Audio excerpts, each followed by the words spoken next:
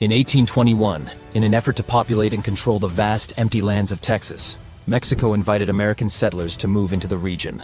The government offered land grants to families willing to settle under Mexican rule, hoping that the settlers would help stabilize and develop the province. The first and most famous of these American settlers was Stephen F. Austin, who led 300 American families into Texas in what became known as the Old 300. Over the next decade, thousands more Americans poured into Texas, attracted by the cheap land and fertile soil. However, the settlers quickly brought their own customs, language, and economy, which clashed with Mexican law. Many refused to convert to Catholicism, despite it being required by Mexican law. They ignored Mexican restrictions on slavery and brought enslaved laborers to work the land. They traded more with the U.S. than with Mexico, further distancing themselves from Mexican authority. By the early 1830s, Texans were more culturally aligned with the United States than with Mexico. Seeing that Texas was slipping out of its control, Mexico attempted to halt further American immigration in 1830. The government banned new settlers and sent troops to enforce Mexican laws. This move infuriated the Anglo-Texans, who saw it as an attack on their way of life. Many believed that Mexico's real goal was to take away their lands and their right to own slaves. Tensions escalated rapidly, and by 1835, Texas was in open rebellion against Mexico. The Texas Revolution erupted in late 1835, with Texan militias clashing with Mexican troops. We have discussed the Texas Revolution in our previous video, but let's cover shortly some key events.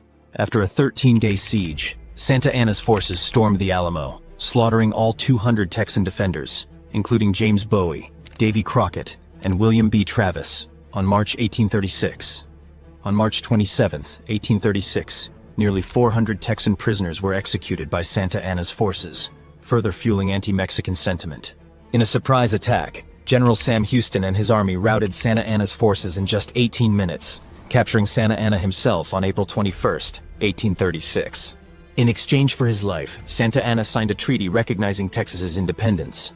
However, despite Santa Anna's surrender, Mexico refused to recognize Texas as an independent nation. For the next 9 years, Texas remained an independent republic, but it was vulnerable. Mexico continued to claim Texas as its own. Texas lacked a strong economy or military, and faced frequent border raids from Mexican forces. The Republic of Texas was caught between two powerful neighbors, Mexico and the United States. In 1845, under President James K. Polk, the United States formally annexed Texas, declaring it the 28th state of the Union. For Mexico, this was an act of war. The annexation directly challenged Mexico's territorial claims, and fueled fears that the U.S. would take even more land.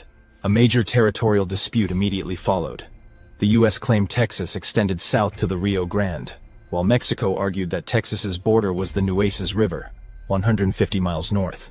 To assert American claims, President Polk ordered General Zachary Taylor to march into the disputed zone, a deliberate provocation. In March 1846, Taylor's forces set up camp near the Rio Grande, within territory Mexico considered its own.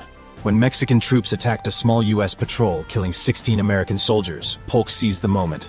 He declared, "Mexico has invaded our territory and shed American blood upon American soil."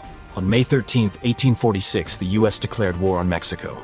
The conflict that had been brewing for decades had finally erupted into full-scale war, one that would redraw the map of North America forever.